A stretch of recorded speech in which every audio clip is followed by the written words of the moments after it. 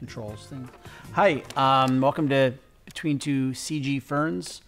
I am your host, Corey Rosen. I am here today with Kevin Bailey of Atomical Fiction. Thanks. It's Nice to meet Atomic you. Fiction. You're a comic book publisher? We do visual effects for movies. Close. You got hired to work on Star Wars when you were 5? I would have loved that. 18 was actually, 18 years 18? old. Yeah. Did you ever sleep over at Michael Jackson's house? No. In the VES, there's a move to expand. What does that mean? Yeah, I think what it is the VES wants to expand its kind of focus, right? Where its members shouldn't just be visual effects. It should be all the things that kind of feed into and are related to visual effects. Do you like to make silly voices when you render things in the cloud? No. Oh. Somebody told me that you did. Who is that? Ryan Tudhope. L. Chan from Trademark Events.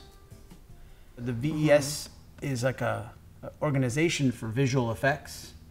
So how does that connect to making to what awesome I do parties? now? The majority of our work, having Yeah. stemmed from doing event production, is not just parties, but also conferences and like big general sessions and all the content production Is there as well. animation in them? There is animation in Really? them. We do branding, animated logos. We do a lot of content production. We yeah. just did 11 videos in 6 weeks for a tech company here in San Francisco, and we shot all over the world. So producing, there's a good amount of content production for every show we do. Do you have any drink tickets?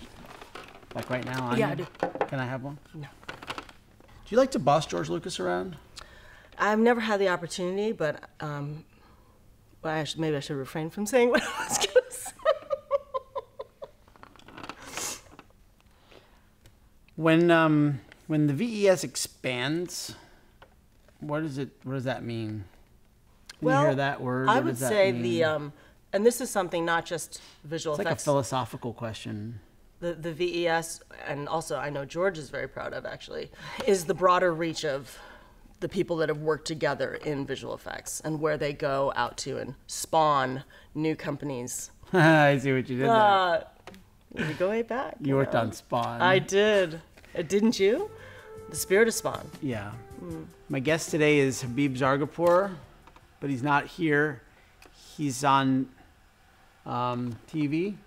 You are Skyping to me from Seattle, Washington, That's right. where you work at Microsoft Studios. Why'd you leave Electronic Arts? I got a really great offer from Don Matrick, who called me and said that they wanted to help Microsoft work with Hollywood and bring more of the entertainment that Hollywood's known for into games and linear media. So that was very enticing to me.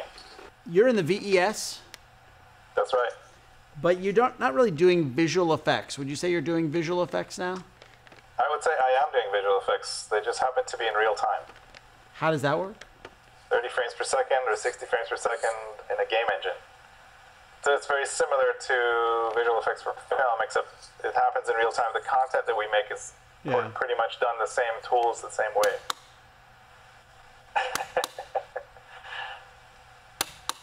Are you still there?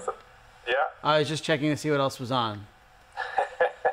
Hold on. Too much techno jargon. When you go to sleep at night, do you dream in reality or in video game life? I am here with Apurva Shah. Hello. That's right. Hello. Hello, Corey. You know a lot about visual effects. A thing or two. And what's a prana?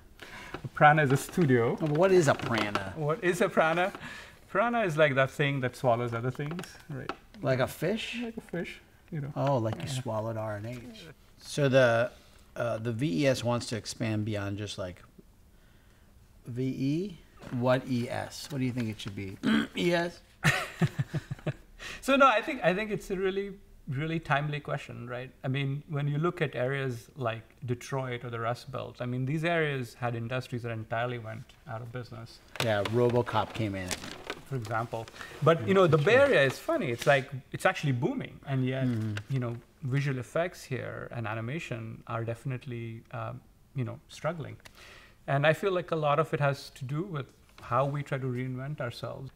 People who work at visual effects studios have amazing technical pipeline and creative skills, design skills that are all relevant to what's going on. We're here today with Willie Geiger from a fishing village in the United Kingdom. Very good pronunciation. So you make software now. I am. Yeah. I'm writing code now. Tell me about Heirloom. Heirloom. Yeah. So we're making a system for scanning old photographs, saving them to the cloud, sharing them with your friends. So forgive me for not understanding that. How does your new business have anything to do with visual effects? Well, think of something like a compositing system, but where the client is on your phone and the rendering farm is up in the cloud. And that's what I'm building. So it's pretty relevant to visual effects. You wrote a sketch for SIGGRAPH. Was it musical? No. Like a musical sketch? Like a song and dance? Na na na na na. Subsurface scattering, fluid simulation. You know, like that kind of. I'm here with Nancy St. John. Hello. Hi. Hello. I'm so happy to be here. Happy to have you here. Thanks for inviting me. What do you do? Well, Corey, I'm a visual effects producer. When you hear about the Bay Area Visual Effects Society wanting to expand, what does that make you think about? I think it's perfect. Well, there's so many people that use digital technology to make pictures. What does it matter whether we see it on a movie screen, on a television screen, on our iPhone, on a game? Yeah. There's still really talented, incredible people making all of those beautiful images. That's probably. And they should all belong to the Visual Effects Society, in my opinion. Well, that's just your opinion. Thanks for talking to me today. Bing! I think I'm getting buzzed. What does the Saint stand for anyway? I don't know.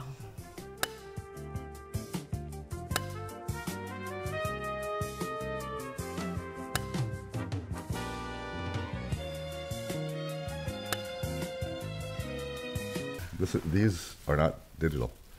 They're going to be replaced later. Are they? Yeah. Okay.